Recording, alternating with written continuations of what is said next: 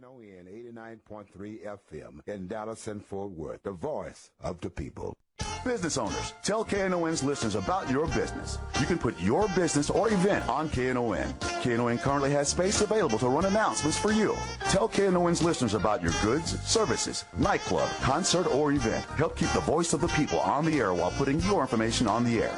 KNON's been named the #1 radio station in Dallas by both the Dallas Observer and D Magazine. Put your business with Dallas's #1 station. Call now for more information at 214-828-9500, extension 227, or extension 233. For more information, go to knon.org and click on the Run Spots on KNON page. It's a great way for your business to support community radio while letting more people know about you.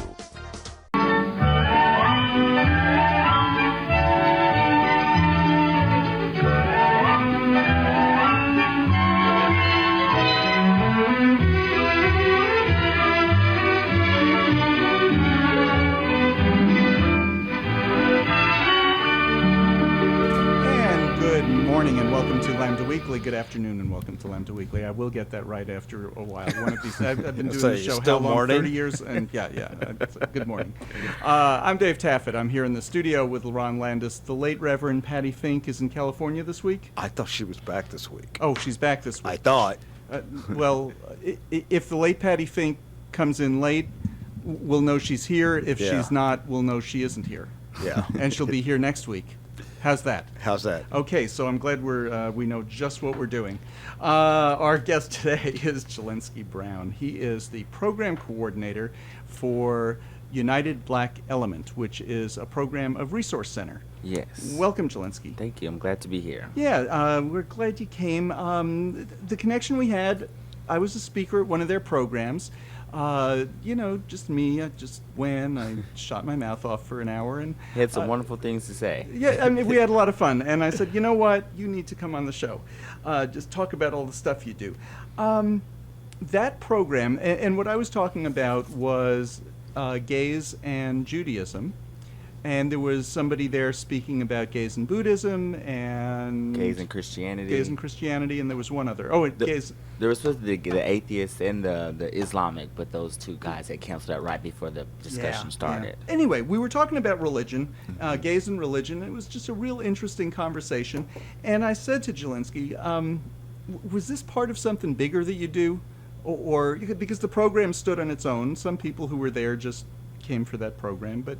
And he said, yes, it was. First of all, what is UBE? Well, UBE stands for United Black Element. It's actually an empowerment project, which is an intervention that's designed to raise awareness about HIV transmission, but the underlying and the bigger, more reaching thing of it all is to empower young men to overcome their obstacles in their lives or whatever it is that may be causing them to be at a place to where they put themselves in a position to contract HIV. So we just really help guys to lift their life condition. And one of the things that we cover is spirituality in that. So that's why we have things like Bible study and the interfaith panel discussion to help guys deal with that piece of their lives and know how to put that into context of today's world. Okay, so let's first just talk about one of the things that you said before the show is that sometimes you're more invested in helping them than they are in helping themselves. Exactly. And that had to do mostly with HIV awareness. Right. A lot of times it's like when guys, if they get a positive diagnosis, they kind of shut down and it's like, oh, they don't want to deal with that. They feel like, oh, if I don't think about it, nothing will happen. Mm-hmm. But that's exactly the opposite. If you don't think about it, that's when it's going to get you. You have to, a lot of times I find myself internalizing a lot of the guys that struggle, and it feels like I want to cry and pull my hair out when they should be wanting to do that. It's like, hey, my situation, I'm, have mine together, and I'm making sure that my health and everything, I'm checking on that. So, a lot of times it's kind of sad when I'm working with guys and they kind of give up on themselves, and it's like, if you don't love yourself enough to love you, how can you expect anybody else to? Mm-hmm. So that's one of the biggest challenges, really getting guys to love themselves enough to, demand more, project, and get more out of life. And do you mean like specifics like after they get an HIV positive diagnosis, is it hard for them to continue taking medication or to even get follow-up appointments and even start the medication? So generally how it works, you go in and you get a test, and then, after that you go through like some kind of early intervention where you do a complete lab work and your doctors will determine what course of treatment is best for you. But the issue is a lot of times after the guys get the positive diagnosis, they never make it to that first treatment appointment to get the overall lab work and getting into what medication is right for them. Because they hadn't regularly been in healthcare. Exactly. In the healthcare system. A lot of times these guys aren't even engaged into healthcare whatsoever. Their first time getting engaged in the healthcare system may be a free STD test at a club. That may be the first time they've ever, been to a doctor or, even proactively without something being, drastically wrong. So a lot of times guys just get nervous when they do get that, that it's life-changing. And that's kind of what we're here for at United Black Element, because a lot of times we help guys know that they're not alone. We help guys navigate through the system because it can be complex. You think you don't have insurance and things like that, but there's different services out there, and that's what we like to be at United Black Element, is those resources for guys, that don't have anywhere else to turn. If they need help coming out with their HIV status to their family members, boyfriends, or whoever, we sit down, we'll have those conversations, and we'll help. If we do got to call them every week to, say, hey, your appointment is next week, we'll do that, but it's a lot of times it's challenging because there's a lot of guys out there who, are in this boat. So it's one of our things is this is not just a single fight, it's a group effort. The more of us that get involved, the faster we can. Now, it can be scary going to the doctor for the first time to find out, you have HIV, what can be done about it? And that can be scary. Right. Sometimes do you go along on an appointment with them just to hold their hand and say, okay, you're going to be okay? I have. I'll go. I'll sit through whatever appointment they need me to sit through. I'll even get blood drawn. Some of the guys sometimes they'll, the follow-up appointments, they got to get all this blood drawn. They get nervous about that too. So I'll sit there and have, get my blood drawn too, just to whatever I got to do to make them comfortable in these different situations, because it's like it only gets better. The hardest part is just the initial shock stage, but once you get into treatment, today's medication is just so far advanced. You really have little to worry about. You get on treatment in the beginning, a lot of times your body is able to suppress the virus, and when some of those medications don't work at first, there are other medications even exactly now. So and that's why it's best to not wait to the last minute, so if in the beginning, if doctor can realize, okay, maybe this treatment wasn't best for you, but we're still early enough in your diagnosis to where we can switch you over to something else, and you still have an opportunity to live a long, healthy life. If you could talk a little bit about UBE's outreach efforts to even get gentlemen, young men to be tested at all, because I know that's a big problem. Just I say the in general, just the gay population in general, to get men tested. So one of the things that I really love about our program in particular is that testing isn't something that we are necessarily contracted to do. However, we do promote, that because our main mission, is community mobilization and HIV awareness. So as a part of that, one of the things that we try to do is we throw a lot of social events. That way to attract guys, because a lot of times, what we've discovered is you just put the health all into guys' face, and that's like the headline of what you're doing. A lot of guys aren't going to come out to things like that. Well, which are you going to go to? Hey, we're doing HIV testing, or hey, we're having a party. Exactly. Yeah. So we throw that social focus, and then throw the HIV component in there, and then of course with United Black Elements under Resource Center, which we have so many different programs in. A Nelson Thibodeau Clinic is one. So we have our testers come out to our events, and by way of that, we're bringing the guys together, talking about HIV education, and then we also have the testers there available too. So it's this, it's a party, so to speak, a social gathering, but we have that health component in there, so guys can do that kind of not all in their face, but just along with the party, and it makes it more comfortable for the guys. Because the HIV test takes what, 5 minutes, including waiting for the result? Yeah, about 5 minutes. But generally we can get it done quick enough, because the test nowadays, we have the NC test, which the results is about 60 seconds. So once they drop the blood on there, it's about 60 seconds, they know the results. So a lot of times, they... By 5 minutes, I meant coming over here, sitting down, right. Everything. Right. Beginning to end. Exactly. Yeah. And I was going to say, we actually have a pretty big weekend events coming up next weekend because it's actually the 5th year anniversary of United Black Element. So on Friday night, we're doing an open mic night. We're inviting people out to come out and talk about whatever they want to talk about. We got 3 to 5 minutes. You want to sing, yodel, whatever it is you want to do, spoken word, just come Lerone out. yodels like nobody I know. I'll be there. I'll be there to show you. Where's it going to be? And that's going to be at TMC on the Strip, which is at 3903 Cedar Springs Road. And then on Saturday, time? that's from 7 to 10 p.m. and that's Friday, July 18th. Okay. And then on Saturday, we're having a field day event over at Exalt Park, which is off of Live Oak by Baylor Hospital. That's from 3 to 7 p.m. And we're going to have, basically it's like the elementary field day, but we're going to turn it into an adult version. So we have the potato sack races, the spoon nice. races. We're going to have the basketball court, the volleyball games, kickball. So going to do just have a whole so guys can get physically active and we can have fun, and that's like going to be the biggest thing. And in the past, there's been upwards to like 500 guys come to these type of events. So a lot of times we'll have our testers out there, so they'll be able to test, and then we have other folks out there that that's dealing with health related things. So not only are the guys able to have fun and interact with other guys, there's also that health component, so they can take that time to engage their health status and all those things. And then on Sunday, July 20th, we're going to end our weekend of celebratory events at our actual space in Deep Ellum, which is at 3116 Commerce Street. And that's from 3 to 7 p.m., and we're having a nice brunch. It's going to be catered, and it's real nice, formal kind of event. However, you don't have to dress formal if you want to. And but it was planned purposely so that they can first listen to Lambda Weekly. Yes. And then head over to Deep Ellum. Exactly. Thank you. David made sure we do it that way. So, what are some of the other challenges that face, I guess, some of the population that you all are trying to reach? So, one of the biggest challenges that we have is a lot of times homelessness for the guys. Coming out to their families, okay, they don't necessarily understand it, so it's like, okay, get out. Right. And there's been so many times we've been up there to 12 o'clock at night trying to call around and find places for these guys to go stay, whether it's a homeless shelter or calling friends or however it is. How old are you talking about? Our population that we tend to generally deal with is 18, the youngest, but we have dealt with people younger than that. But So these are teens that are being thrown out of their houses. exactly. Yeah. So it's and that's one of those things.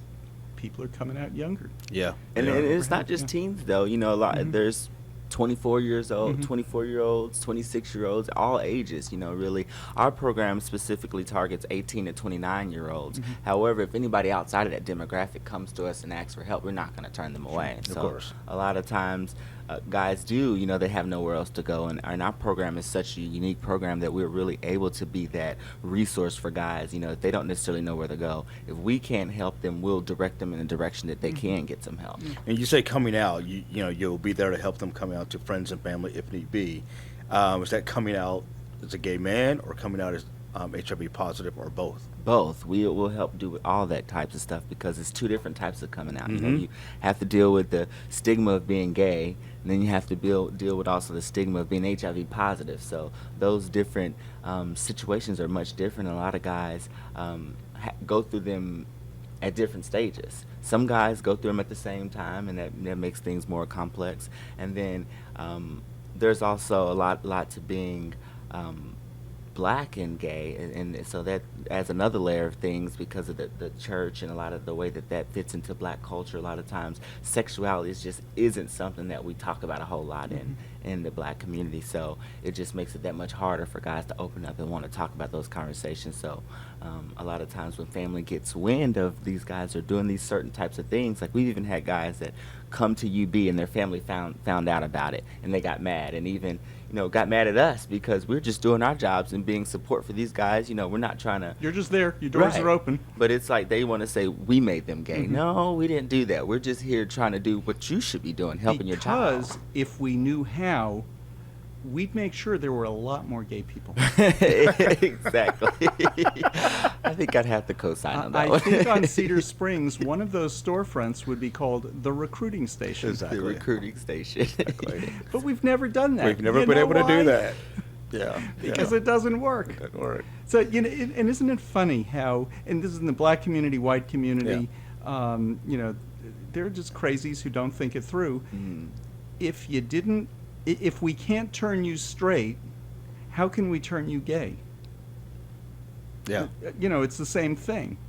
Right. Of course. But that makes too much sense, David. Yeah. That makes too much it's sense. It's just something you are. I love when people ask, "Oh, when did you know you were gay?" Like, especially coming from a straight person, I'm always like, "When did you know you were straight?" It's like, you know. Yeah, really? Right. Yeah, but there is a slight difference because since everybody is raised to be straight, Yeah. except for your daughter. She'll just be whatever she is. She'll be whatever she is. But generally, we are raised to be straight. And you're Right. raising Gabrielle, assuming she's straight. Assuming she is. And if we're going on stereotypes, it looks like she probably will be. And isn't it funny how there's still that assumption that, when did you know, or there's that question, when did you know that you were gay? Well, because I always knew I was straight because that's what I was supposed to be. When did you start being different? My answer is I was always a little bit different. Right. That was yours too, right? I feel Yeah. the same way. I mean, Lerone, God help him. ever since I can remember, I always remember questioning things. Like, I never was one of those kids who believed that the world was the way it was because the adults said it was that way. Because a lot of times I would see the adults would say one thing, but then visually I would see another thing. So that kind of confused me, and I've always been nosy or inquisitive, whatever you want to call it. So, upon my own investigation, I was just like, okay, really, with life is whatever we make it. So yeah, straight may be the predominantly thing that's perpetuated in society, but that's not to necessarily say it's right. So Yeah. And it's not. We're not saying it's wrong either. right, No, it's Just not. want to make that clear. It may We're not be saying as it's fun wrong. either, though. It's And if- just something that. And if my daughter turns out to be straight, I'll love her anyway. Right, we love straight people. Yeah.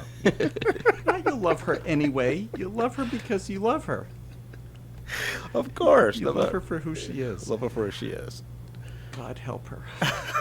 How old is your daughter? She's 5. 5. She's 5. Yeah, she's going through her terrible 2s for the 3rd year. Oh, wow. They're starting to ease up a little bit.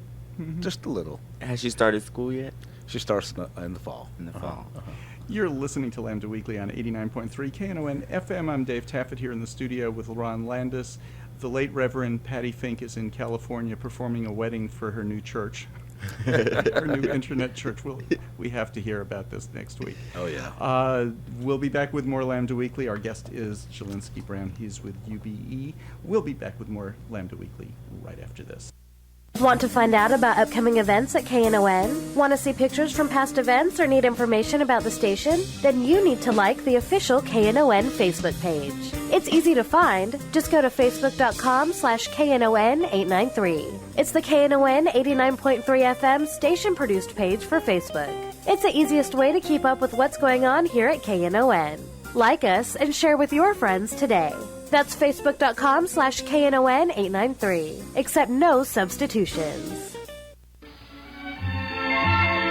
Hi, I'm Cleve Jones, and you're listening to Lambda Weekly on 89.3 KNON FM.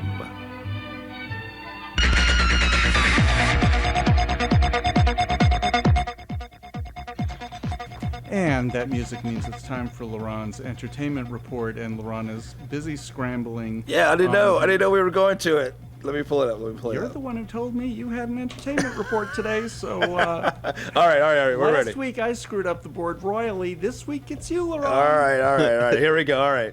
This year's Emmy nominations were just announced, and again, Laverne Cox has made history as the first transgender person ever to be nominated for an Emmy. Ms. Cox picked up a nod for her outstanding guest actress in a comedy series for her role on the show Orange is the New Black. I'm glad President and CEO Kate Ellis issued a statement pointing out the significance of Cox's nomination, saying that Laverne Cox continues to break barriers. Today, countless of transgender youth will hear the message that they can be who they are and still achieve their dreams. Nothing is out of reach. I think that is awesome. I mean, this We has need been. to have her on. Oh God, I love to have her Yeah, on. yeah. I mean, Okay, this has been the I'll year put of you on that Laverne one. Cox. I'll put you on that one. Okay, I'll try and get her on that. Do you know who was not nominated, though? Who? Emerson Collins was on our show, I don't know, 5-6 weeks ago. Emerson does a show on Bravo. He writes for the Dallas Voice, but he does a show on Bravo called The People's Couch, where they sit. Oh, yes. It's a wonderful show. They Yes. sit and trash all the other shows on Bravo. They watch like the Real Housewives, Right. and they just talk about what idiots everybody else on that station is. Wow. And that's A on very- Bravo as well? It's on Bravo. It's on Yes, Bravo, it's on yeah. Bravo. So what I love about it is at least Bravo knows that the rest of its schedule is crap. Right. Emerson deserves an Emmy for that. He was not nominated. So, but and there's of course, go check out all the Emmy nominations this year. There's a lot of gay and lesbian nominated actors or people who portray gay and lesbian characters nominated this year. Very good list. After years of speculation in public and self-denial, Australian Olympic gold medalist diver has come out, Ian Thorpe. He did it on an Australian TV show. This TV show airs tonight, actually. He said, now on the show, he discusses his long battle with depression, a condition he says that he believed that was brought on by the media's incessant speculation about his supposedly being gay. If you're an Olympic diver, you're gay. Get over it. Just Now, come on. Not all of them.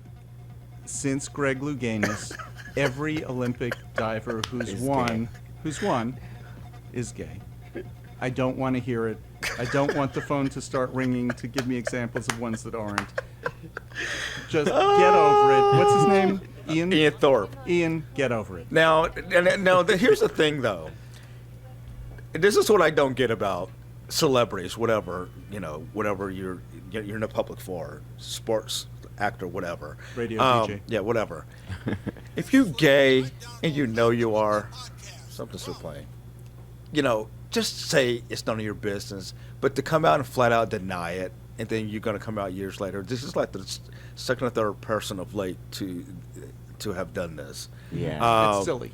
It's silly, because here's me personally. If you say you're not gay, especially when you're in your 20s, when you should definitely know where your sexual orientation is, I'm going to go ahead and give you the benefit of the doubt and take you at your word. Mm-hmm. Right. Okay, you say you're not gay, I'll take you at your Right. word. But it looks pretty bad, and I he think was we should- denying this as early as recent as of 2012 in his autobiography. So this wasn't just Let's like form a gay council and revoke his gay card. Has it been issued yet? Yeah, exactly. Ian says that he lied because he didn't know if Australia wanted its champion to be gay. Oh, please.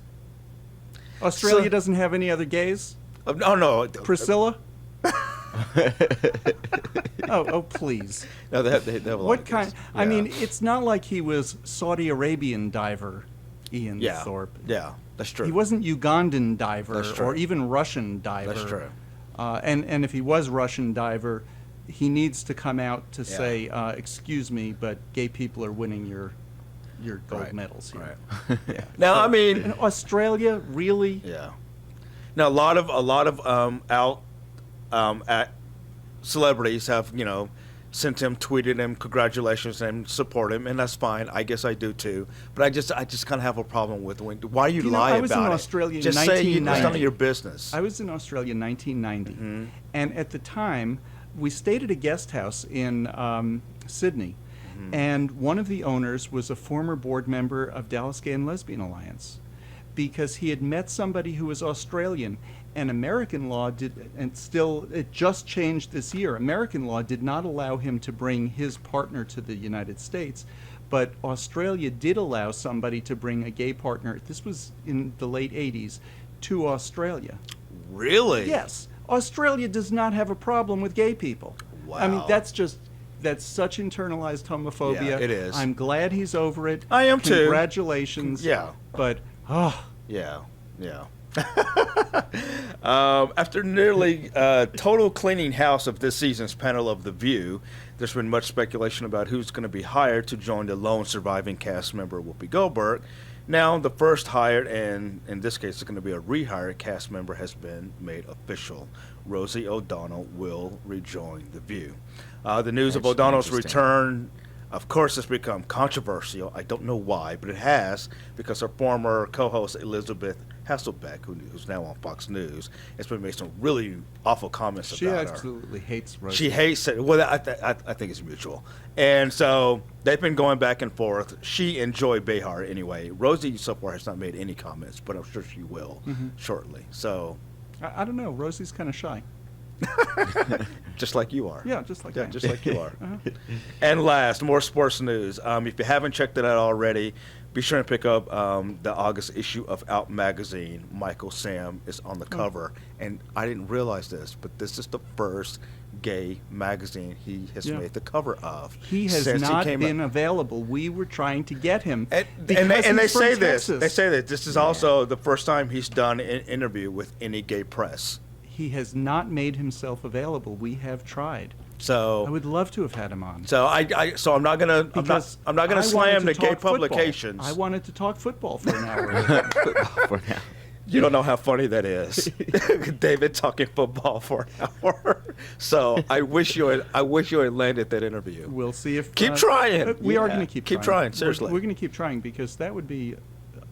And from the excerpts that I've read, they say he's just a really great, nice guy. He seems to be a nice guy. He seems like a really nice guy. So I want to go back to The View. Okay. Okay. So you said they cleaned house. They cleaned house. That included Barbara Walters, who left. Yes. Because she retired. Right. She retired. Okay.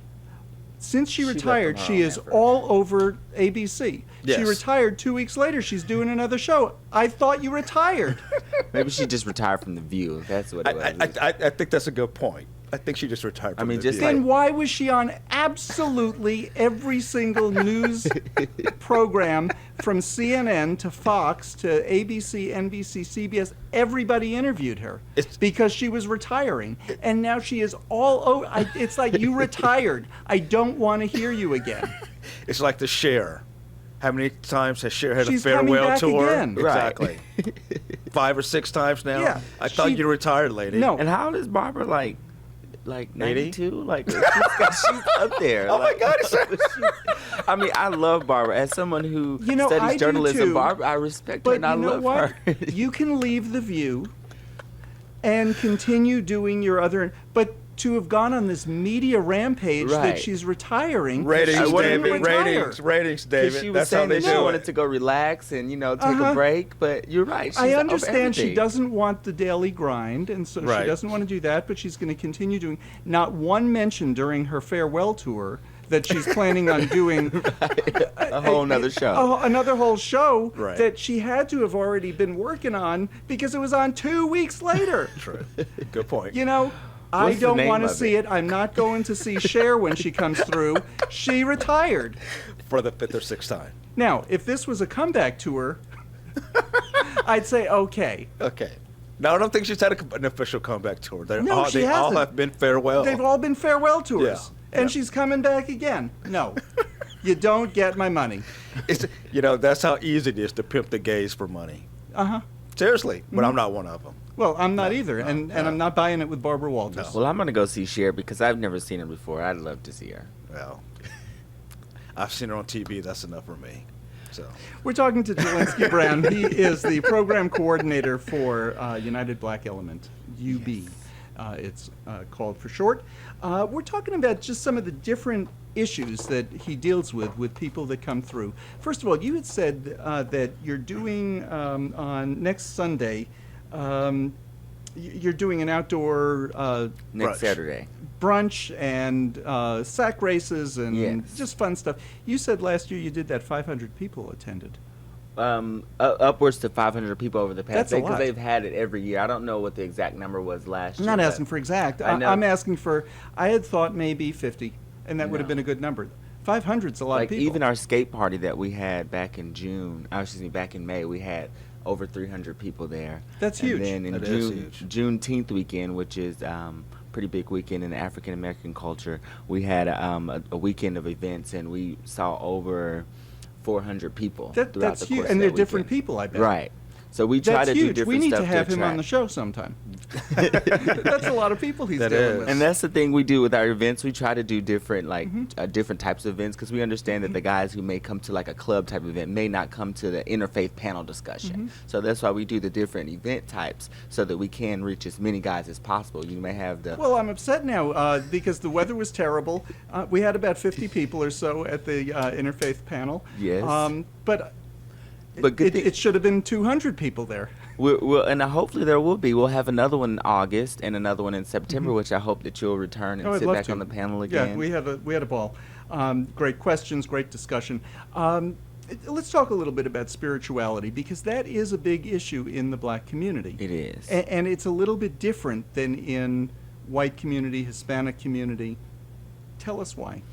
Well, a lot of it, in my opinion, I think is a lot to do with how when black people were first brought over in the Atlantic slave trade, and the Christianity that religion was brought onto the black people, they really internalized it, and it's just become so entrenched into our culture that now it's like the number one thing. And it's so many things, in my opinion, it's like kind of contradictory to like the way life works, and then having that. And then for me, I'm actually not a Christian. I consider myself a Buddhist, but I'm more spiritual than anything, because I'll take a page from the Christian book, Jewish, wherever I gotta do to nourish my spirituality, I'll do it all. But I think a lot of it has to do with people not questioning anything. It's just, their minds are just, this is what it is, believe that because this is what the Bible says and this is what you've been told. And a lot of folks don't question things. So it goes to situations where it's almost like a form of ignorance, And not that ignorance is bad, but if ignorance goes untested, then it definitely is bad. So I think a lot of times folks get scared to challenge things, due to the magnitude of religion and how big the church is and how important that is. Now, on Wednesdays at your headquarters, At our drop-in space. your drop-in in Deep space, Ellums, it's yeah. in Deep Ellum. You do a Bible study on Correct. Wednesday evening. How does that Bible study differ from what you would see like at Cathedral of Hope? Well, the one thing that we try to do at the Bible study is really the pastor that leads it, his name is Pastor Will Horn, and there's another pastor, Cedric Adams. And these two gentlemen are very, very enlightening individuals. And they really, I think, try to deliver the message and teach the Bible as if just so people know that it's up to your own interpretation and not necessarily using it as a form of control. It's a book of redemption as opposed to a history book. And they're really providing, I think, so much insight that, I don't think I've ever heard in the church previously, that, kind of like the pastor's secrets. They're really just letting it be everybody. There's no pastor secrets. It's, we're all here to worship and help uplift each other. So, if you know what I know, then you can help me just like I can help you. And, they're really trying to even the playing field to let people know there's no difference between anybody, as far as the pastors goes. And then the Bibles, they're really just, letting these guys know that it's a toolbox as opposed to just a, set way. And this is non-sectarian. Yes, it's where everybody fit. I go to their church service every so often, and I'm a Buddhist, and I'm very welcome in there, and everybody knows I go with my meditation beads, and it's no hard feelings. We still mix and mingle, and I can listen to their word until they start getting too deep into the Bible. But for the most part, the inspirational messages, it can be applied to anything. Sure. So they really just try to take the religion out of it and just get to the relationship with God and the book and, what exists and what really is happening there. Well, I wanted to go back to the homelessness issue, because that's, it always bothers all of us in the gay community. Right. When we have to deal with homelessness.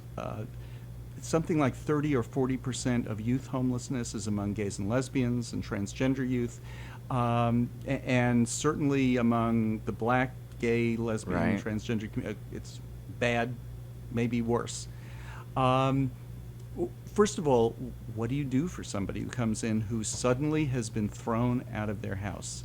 17 years old, thrown out of their house, certainly does not have the means to Well, care for themselves. in those cases, we get with the guys, basically just, ask them a few questions, kind of survey where they are in their life to see what services that, we have in the pipeline that may be able to help them, or, different resources outside of what we have that, that are offered around the city of Dallas. So we really try to help navigate the different services that are available. So as I stated earlier, if guys come in there, we'll stay there until 12, 1 o'clock in the morning until we find these guys a place to stay, because a lot of times the shelters will take them in, and then we even work with them until they, find something more permanent, as far as transitioning to maybe they go stay with a relative, or, just really having them to putting it back on them so they can critically think through how this is gonna, how can I fix this, whether I need to have a conversation with my mom, maybe I just need to go sit down and, try to work this out with my mom or my dad, whoever it is, a lot of times guys, they think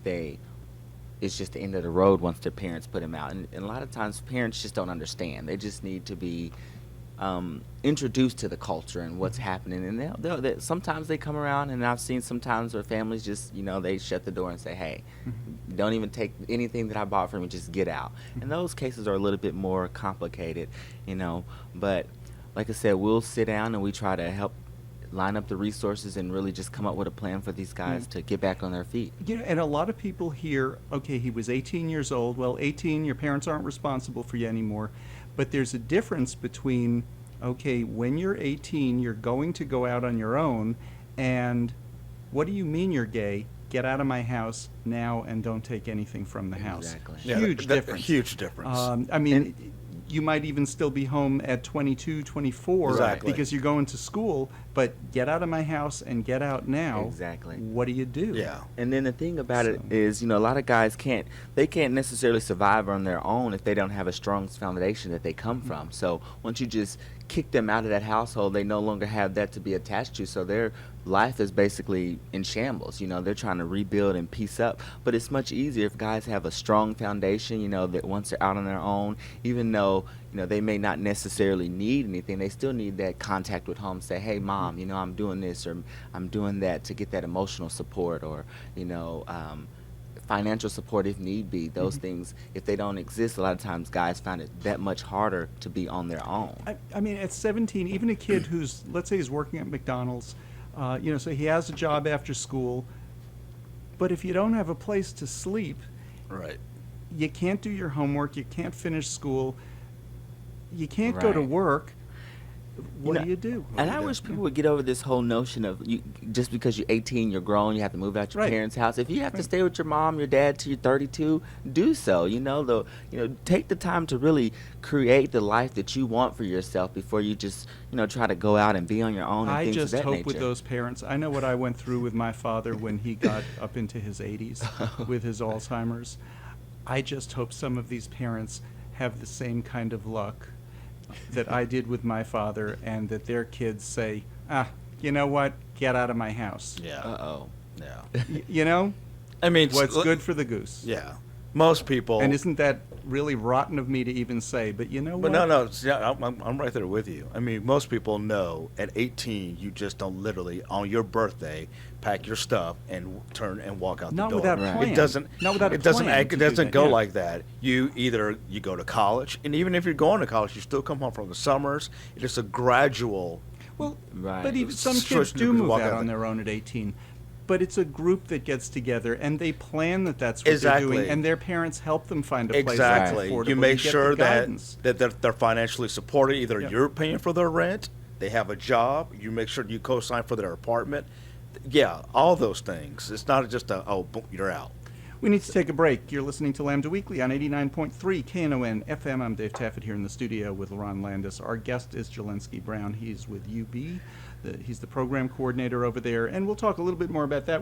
We have some news stories that are kind of interesting that we want to talk about today, too. We'll be back with more right after this.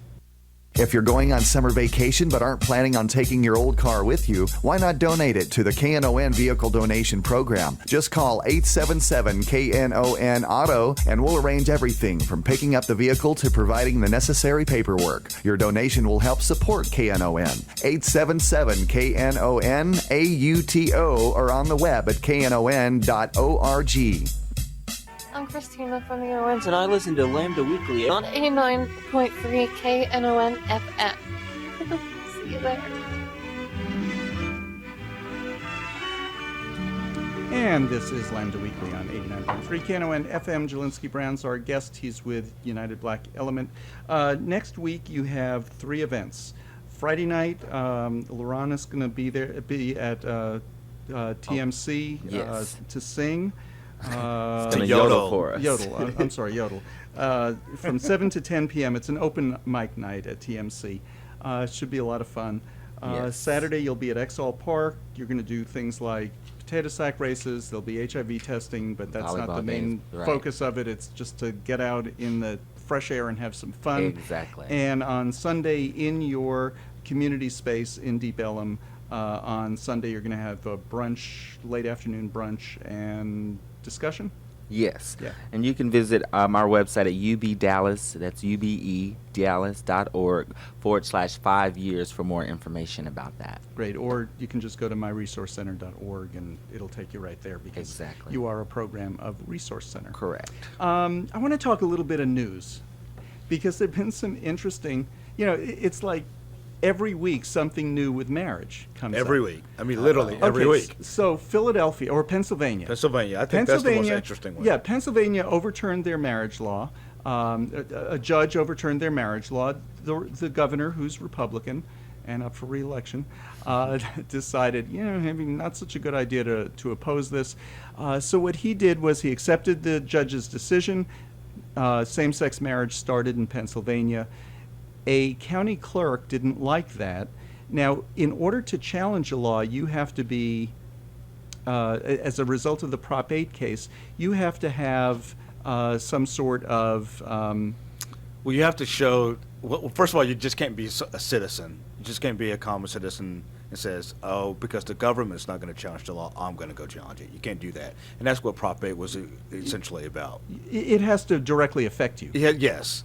So one of the county clerks, and county clerks issue marriage licenses, They so do. she did have standing. So you have to have some kind of standing in the case. She did have standing. She took it to the Supreme Court and asked the Supreme Court to put a stay on Pennsylvania's marriage law until the Supreme Court, until a higher court ruled on it, assuming the Supreme Court. Alito said no, marriage stands. Now here's what's interesting in Pennsylvania. Pennsylvania is the first state with marriage equality that doesn't have employment non-discrimination.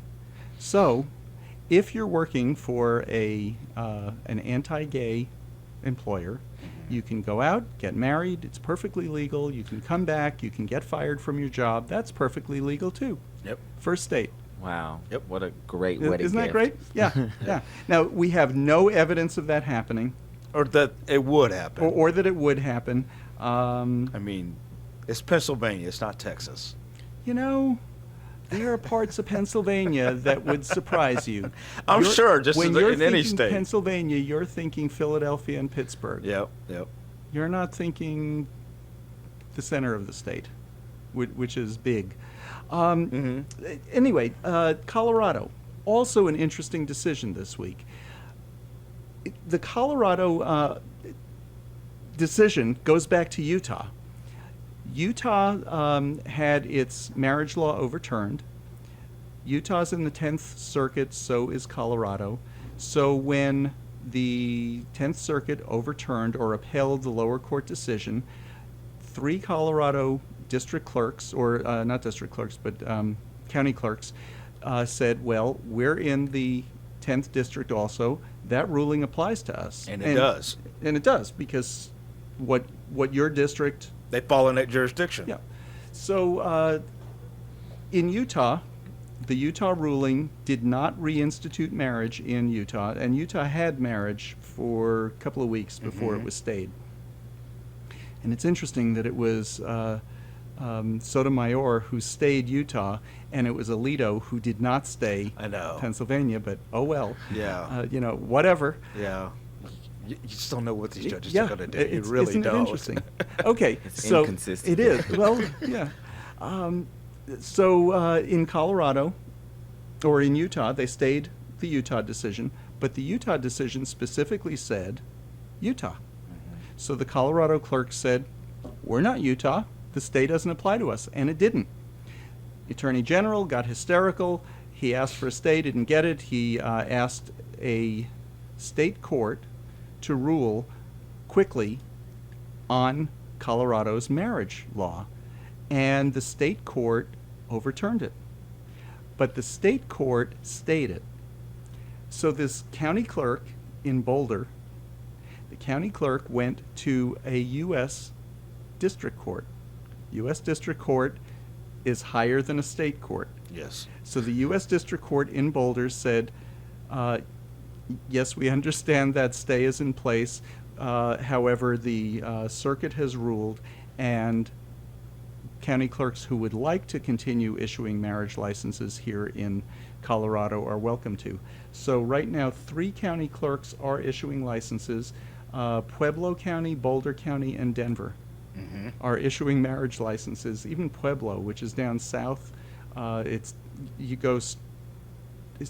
is it south or all the way southwest? I think it's just south on I-75, just before the New Mexico border. 25 couples got married there.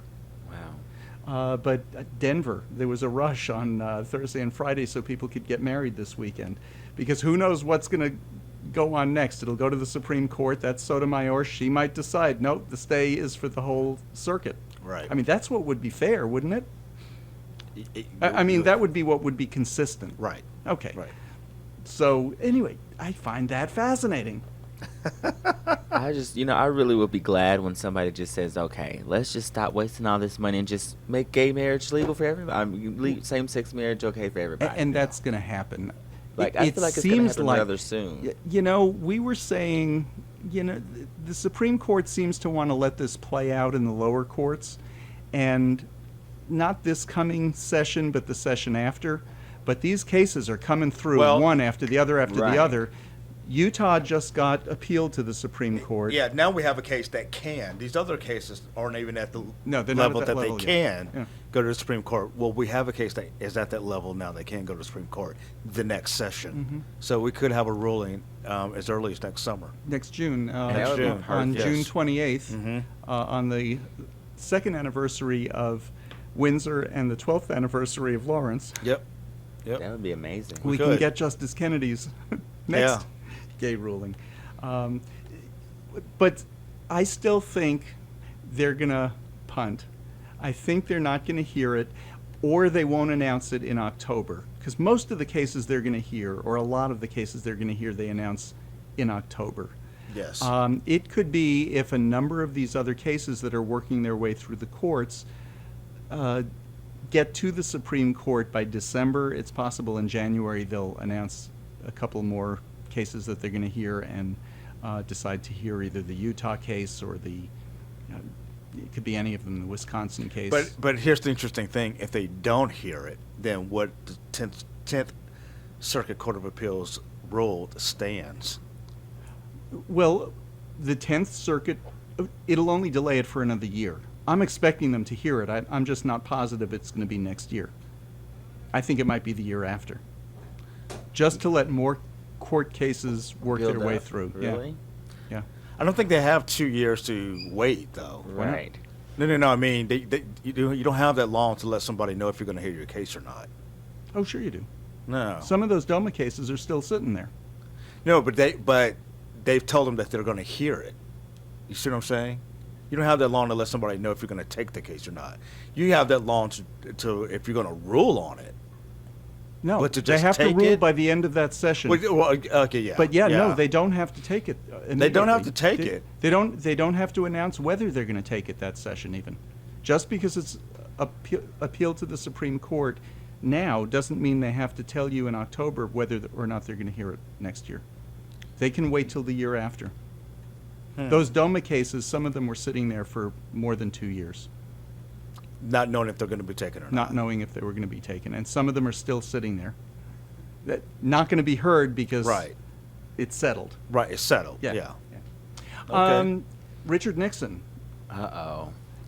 Some of his tapes were revealed,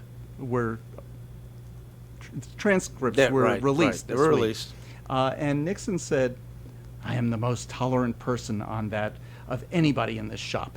And what he's tolerant on is gay people. What he said was, "They're born that way. You know that? That's all I think. They are." very progressive, so to speak. It was progressive for the 1970s because back then everybody thought it was more nurture, not nature. And that was the big debate, nature or nurture. And most people thought still, during your formative years, that's when you become one or the other. Right. There's been no proof of that. Right. No. But that's what people thought. But he just thought, no, people are born that way. What he did think, though, was that, especially in his administration, they better keep quiet about it. Don't tell them about It's it. one thing for people to, like some people we know, because there were people working in the White House who were gay, like some people we know who would do it discreetly, but to make it a national policy. And do you know what he meant by that? Well, they were talking about the Equal Rights Amendment. They were talking about the Civil Rights Law, which was fairly new at the time. Right. And so they were talking about, should gay rights be included in other national equality policies? Even back then. Even back then, and the answer, of course, was no. But it seems like most of that just had to come out because of the tapes released. They weren't even talking about that kind of stuff publicly, though. Yeah, Right, no. exactly. They were not talking about it publicly, but every White House has private discussions Yeah. about where do we stand on things.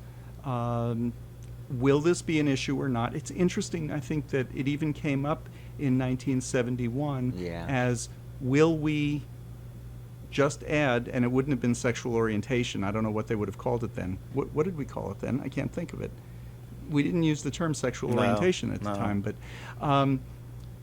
but whether or not it would even be included in any kind of national policy for non-discrimination. The answer Right. was no, and obviously we've been living with that ever since. But in Houston, it's called HERO, the Houston Right. Equal Rights Ordinance, got a challenge. Now, this couldn't happen in Dallas because we don't have this kind of a law on our books.